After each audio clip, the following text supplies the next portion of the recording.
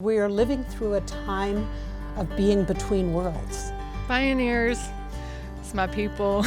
This is where I feel it's the birthplace. It really is a joining of the midwives, the ideas, the ingenuity, the creativity, the sparks of inspiration. And we all want to belong. You know, that's ultimately what this is about. The power of connecting people and ideas and movements and cross-pollinating across the divides. Bioneers brings all of these visions and all of this action together. There's nothing that's off the table here. It's all possible and it's all connected and it's so liberating. Bioneers means hope. Bioneers is a deep resource of hope and inspiration. Bioneers means possibility.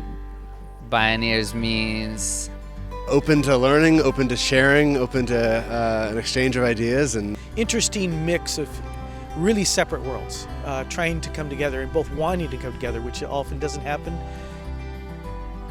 Bioneers means positive, even sometimes joyful solutions to things.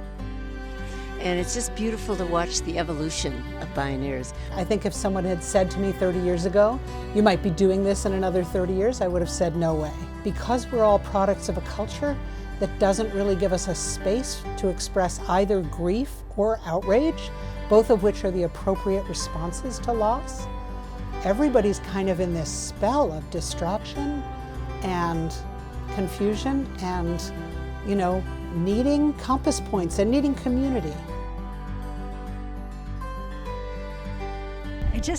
I marvel at Kenny and JP's and Nina's curation of the program.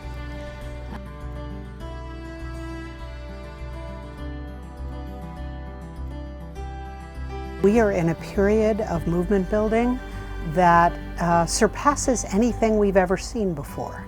And I believe it's a long haul.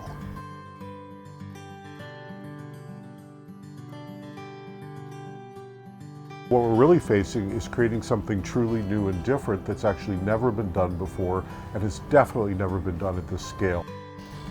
We're not going to win or lose this in one lifetime, but actually it's an effort that's much bigger than any of us. The Bioneers Conference is an annual gathering that offers environmental and cultural solutions to some of the most pressing issues facing our planet. Free Speech TV is proud to help spread those solutions. This year, the Bioneers is celebrating its 30th anniversary. FSTV correspondent and host of The Last Sip and Translash, Amara Jones spoke with its co-founders about its original goals, what they've learned in 30 years of doing this, and how they see us facing some of those challenges. You'll hear from co-founder and chief relations strategist Nina Simons and co-founder and CEO Kenny Ausubel.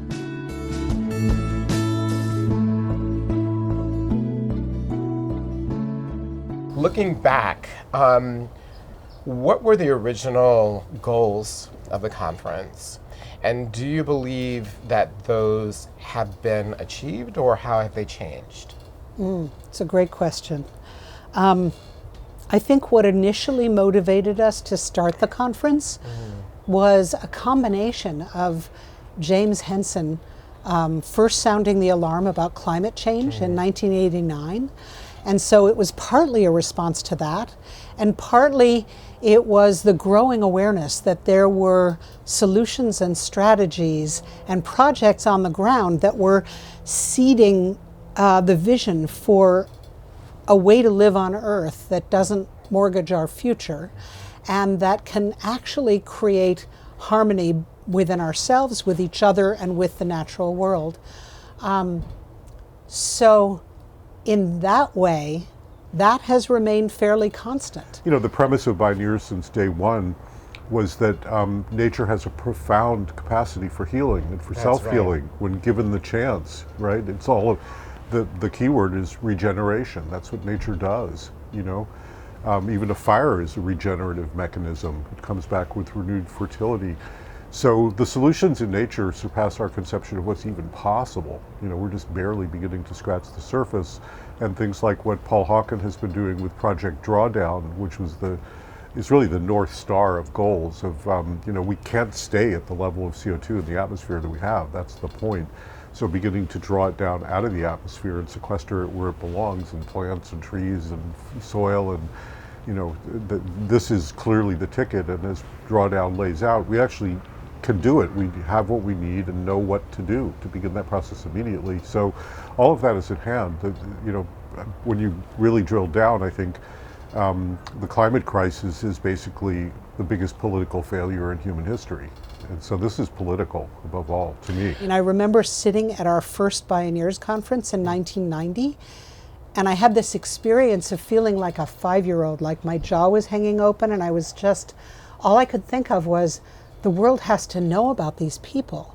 And I was kind of awestruck because they were so inspiring to me.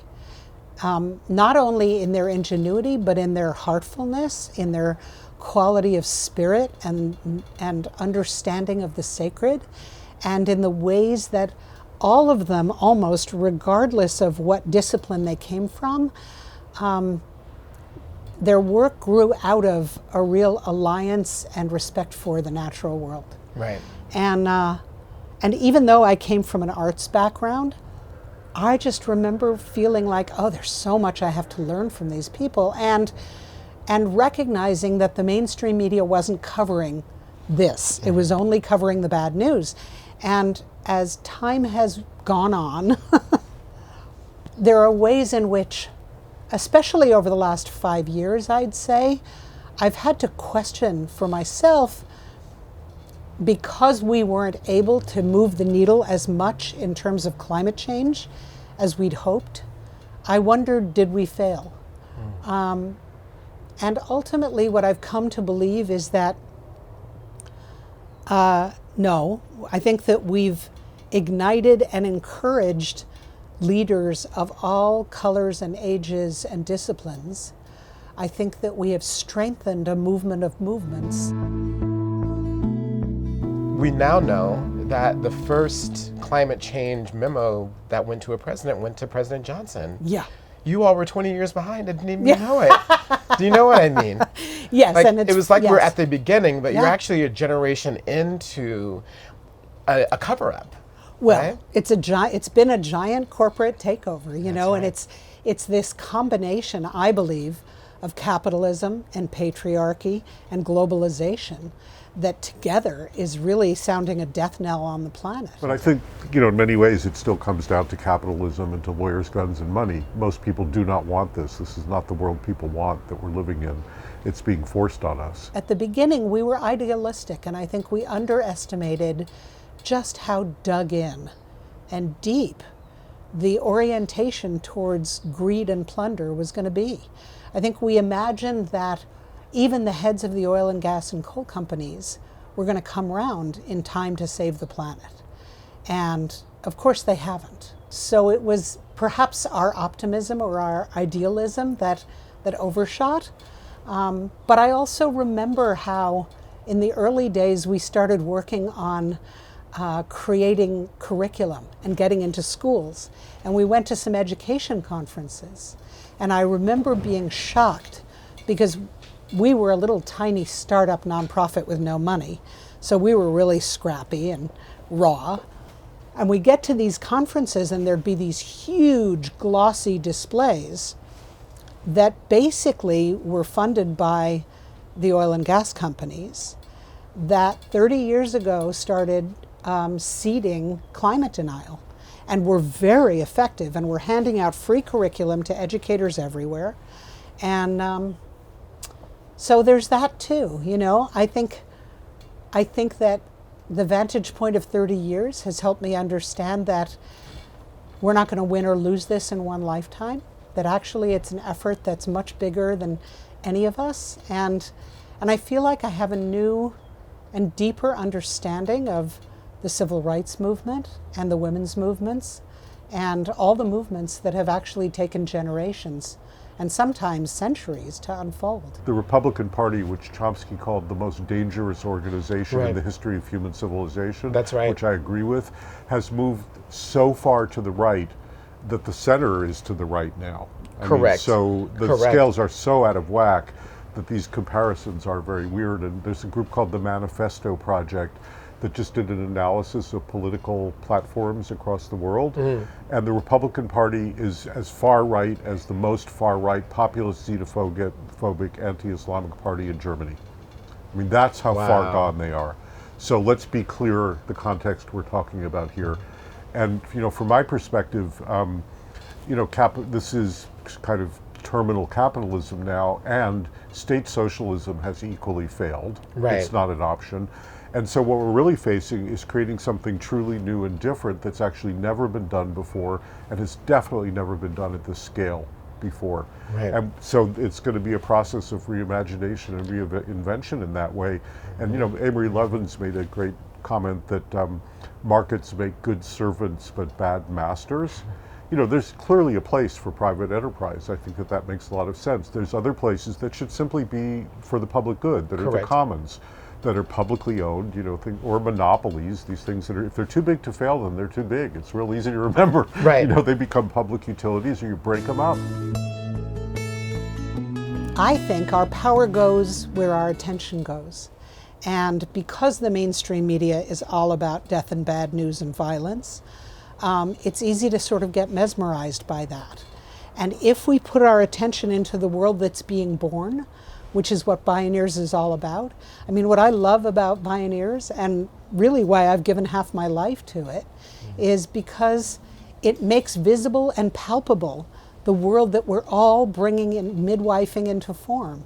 And that's a very powerful thing to do. One of the things I think is important is to give people an idea of what that future could look like. So for you, what are the pillars of a more sustainable or regenerated future? Yeah, no, it's interesting. I came across an article a few months ago by this guy, Kevin Baker, called Where Our New World Begins in Harper's Magazine. And it really was very powerful. He actually went back and looked at, compared the Green New Deal now to the 30s and what the New Deal actually did. And it's really stunning because it was every bit as much an ecological collapse as an economic collapse. 5/6 of the animal populations were already gone from the Americas, about the same numbers for trees that had been cleared. I mean, just one after another. The whole continent had been stripped of the biosphere, basically. And then hundreds of millions of acres of arable farmland, arable land, blew away in the wind from basically overdevelopment, again, capitalism. And so what they did is they actually went out and created the Soil Conservation Service, which went on site with farmers. There were 500 soil management stations where they worked directly with farmers doing things like terrace farming and contour farming and actually regenerating the soil. And they were able to ultimately regenerate about half the land that had been degraded. You had people, 3 million people were hired to go plant 3 billion trees. They brought electricity to places that had none. I mean, millions and millions of people. Public health measures, wiped out malaria. There were no libraries in large parts of the country. This woman named Mary Utopia Rothrock, aka Topi. Utopia, I thought that was a great name. Anyway, she brought libraries to all these communities that had never had one, and on and on. And so when you look at the playing field now, doing the right thing for the climate means doing the right thing for every aspect of society. I mean, we could be employing, there's no lack of work to do. There is so much work to do. And this is not stuff that's going to be done by robots and AI. You need people planting trees, and we need the jobs. So you need people retrofitting homes. I mean, that's right. It just goes on and on. I was thinking, what if we had a department of watersheds, a department of, restorative justice, not a Department of Justice, but restorative justice, a Department of Ecology, a Department of Biodiversity. I mean, how many people could we be employing to restore the ecosystems on which all wealth depends, in fact, as well as our lives, and then restoring the social fabric and the fabric of community. And one of the other huge things in the New Deal was massive programs of artists. I'd like to see a Department of the Interior that's staffed by psychologists, therapists, and artists. What about that? Yeah, yeah. And we're dealing with so much trauma, and it's not going to let up. I mean, no matter what we do, we're in for it here. It's going to be rough, and there's going to be huge, dislocation. Dislocation, migration, all that. Yeah. So, is the Green New Deal enough? Do you think that, given what you were saying, that we can't freeze where we are, we've got to begin to sequester carbon and put it back in the ground and put it back in some respect? So, does the Green New Deal, is it bold enough for right now, or is it a reflection of the art of the most art of the possible right now? It's the best that we could do if our political system was functioning. I think that it's formative, and part of what happened in the original New Deal was they were improvising. They were making it up as they went along, That's and people true. hadn't actually tackled problems like these before. So the art of the possible is always how much people are behind you and what can get done in that way. How much people will get behind specific things. But I think there's going to be a moment, if we can change the politics here quickly, which is the real question. Right. I think that it's going to be a wildly creative moment. I mean, that's one of our hopes with Bioneers. We're having several in-depth sessions this weekend on the Green New Deal with really brilliant people coming from very different vantage points to try to really embolden that vision even further. Because still what's been missing, is a really deep understanding of ecology and the kind of, the art of ecology in that way, the art of biomimicry. I mean, there's so many, Right. natural systems. We need to be training hundreds of thousands of ecologists and biologists and botanists and, on down the line here. So it's a question of whether that vision, I agree with you, it needs to be quite bold, and we're hoping to get, some of the voices of the Bioneers into that mix. Mm-hmm. So if we're able to, you mentioned, so there's the Green New Deal, which is about the way we restructure our economy in order for it to become more sustainable, which means that we would essentially have to change everything, and that creates a lot of opportunities, right? Which is all good. But as we do that, that would essentially freeze our carbon levels at where they are, bring them down slightly. But you were arguing that we should be in a place where we do more than that. What do those things look like? Yeah, well, again, this is the Paul Hawken project, the drawdown thing. But, paradoxically there are things that are just really, really straightforward in terms of carbon farming. Land management practices are huge. Tree planting, carbon farming, putting carbon back in the soil. Right. There's some idea to pay farmers, right, to put carbon back in the soil. Yeah, and it's being done already. There are actually government subsidies for farmers to do that, and they're all in, putting renewable energy on farms. But two of the top, if you combine them, I think it's either number one or number two, but basically educating women and girls and family planning. Right. I mean, those are at the top of the list if you want to draw down carbon. That's because right. Women have fewer children and are able to contribute more to society in that way in terms of work. So, and then there's stuff like refrigerants, but, we actually have the hit list. We have the menu for exactly what to go after, and it's all off-the-shelf technologies. Nothing new needs to be invented. So it's all completely doable. Right. I mean, the fascinating thing is that that's been the case for almost 15 years, right? I mean, I think that I know that I think the Rocky Mountain Institute put out a report in 2009 or so where, there is a way for us to be able to totally revolutionize our economy and get to carbon neutrality well before 2050, Oh, yeah. right? I mean, they're all, and that was 10 years ago, And so I think that we've been there for a while, but it's this, so I'm wondering, we're focusing on the Green New Deal, which is really important. But the ideas are essentially the same, right? They haven't essentially changed. In what sense? So in terms of doing the menu of things that we need to do in order to create a more sustainable economy, in terms of retrofitting homes, changing the way in which getting people out of cars, having cars that have less gasoline, the way in which we farm, the menu of things that we would need to do to get there hasn't essentially changed. So I'm wondering, in what way do we think that, is the Green New Deal essentially marketing? Is that what's different about it? Or you think that it's fundamentally different than things that you've heard before because you've been doing this for 30 years? Sure.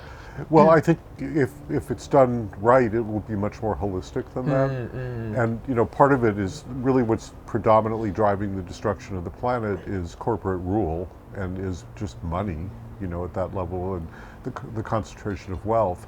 So I think integral to this is going to have to be the political economics and actually changing the economic system. So some of the work, for example, some of the leading work is a group called the Democracy Collaborative, Gar Alperowitz and a coterie of people there. But for example, the corporate economy is basically hit and run. So a corporation will come into a city or a community, get enormous subsidies, tax breaks. 10 years later, they pull up stakes and leave. It's pretty much of a hit and run deal. And so what their countervailing model is to work with what they call anchor institutions, which are rooted in community. So that it's called EDS and MEDS, hospitals and educational institutions. They can then assign long-term contracts that provide security and stability, for example, for a green cleaning company that's worker-owned, which was done in Cleveland. They have multiple things like this. There's a huge alliance of anchor institutions of healthcare institutions now that's going national. And all of these can actually create co-ops, worker-owned businesses. It's about shifting the ownership structure, ultimately, to be much more distributed ownership. And that is going to be integral, or else we're just going to be in the same cycle of the quarterly returns and, more bubbles. Are you despairing, or are you hopeful, or is the dichotomy a false one? I would choose for the latter. I actually think they are two sides of the same coin, and as Joanna Macy said, if we allow ourselves to feel the grief and the loss, then we can come out fearless and strong and clear to act on behalf of what we love. And I actually feel like, having recently experienced the death of my own mother, it's making me value moments of joy and celebration and beauty even more, So I think it's a false binary. One of the things that you have mentioned to me in the past, this is our third year actually doing these interviews right before the conference starts. And last year, after we were here just after people who had been burned out of their homes, literally in this conference center, just days before the conference, there was a question last year of whether or not the conference could even take place as a result of that. And quite literally, as the smoke was clearing, we interviewed. And I asked you whether or not you were hopeful, and you said that you were more hopeful in many ways than you'd been last year. And I'm wondering if you're still in that same place 1 year later. Yeah, it's a tricky question, but overall, yeah, I am. One thing is for sure, which is climate chaos and extreme inequality are getting worse fast. And people are rising up in ever larger numbers at the same time, making and demanding change, and it's bigger than it was a year ago, that's for sure. And the problems are escalating. It's a kind of a game of beat the reaper here. It's a question, the thing that we need most is what we have least of, which is time. If we had, 50 years, I'd be more optimistic in that sense. Although to me, optimism and pessimism are just kind of futures trading. Nobody knows what the future will hold. That's right. And so much depends on what we do, on our agency. To me, in some ways, the greatest inspiration and hope I'm getting right now is from young people. Having come of age in the 60s and been part of all that, this is so much bigger, and they're so much more woke and aware and sophisticated than we were, decades ago. And, this is existential for them. This is life and death. There is no future if we keep going the direction we're going. So the numbers of young people rising up, the wisdom that they're showing, and the absolute unwavering commitment, they're not going to be turned back. I feel like what I've learned is to honor and celebrate the wholeness of our human capacities, which includes valuing emotion and intuition and hunches and dreams and connection, and to decolonize our minds and hearts so that we can respond in a truly present, aware, and resourced way to the challenges that we were born to face. That's right. Yeah. And understanding those things instinctually, it's interesting because in Native traditions, those are considered to be forms of information. Right. Right. They're Of not, course. they are actually forms of information. And so. And they're not sidelined or diminished That's because exactly of right. their association with a quote feminine. That's right. Right? So That's a lot right. of that has to do with, how we recover right. from a patriarchal culture. That's right. Yeah. That's right. Yeah. I think for me, this is my third Bioneers. And for me, the thing that I have learned that I can now see clearly, I guess is the way that I would say it, is that when I see the inhumanity in our society, the way in which we treat people as disposable, it makes total sense to me now because that's the way we treat the land. Yep. And there's no way that we can treat ourselves better than we treat where we live. That's right. Yeah. Yeah. And I think we're shifting from a culture that has a primary value on things to a primary value on relationship. That's right. And we've got to heal inside ourselves before we can heal among ourselves, not before, but all at the same time. They're all octaves of the same societal disease. To me, the biggest kind of gnarliest area, it's what John Powell's work is about, is the whole process of othering and marginalization or deleting people. I mean, that's the biggest danger, especially as chaos ensues and there's suffering and there's, the fear of scarcity and all this type of stuff. So to me, that's the cutting edge of whether we're going to make it or not. If we can truly recognize and celebrate that interbeing and recognize that we're in this together, unless, if your idea is that heaven is a gated community, even if it's hell on earth, that's pretty clear where that's going to lead. So, that's the choice we face, and that's the hardest one, which I think, a lot of the work that Nina Simons does with Bioneers is about reaching out across those kinds of differences. And, I think that's a lot of where this really has to go. Bioneers is more needed now than it's ever been, and that it's not only about lifting up the voices and visions and projects of people whose work is really about reinventing human civilization, but also about connecting the dots among all these disparate social movements and efforts that, because of the nature of our culture that tends to pigeonhole everybody's work, and the divide and conquer strategy that has actually kept a full-on unified people's movement from being as powerful as it needs to be. I think that's part of what Bioneers has really taught us over the years, is the power of connecting people and ideas and movements and cross-pollinating across the divides. And I think that's still one of the things that Bioneers really uniquely does.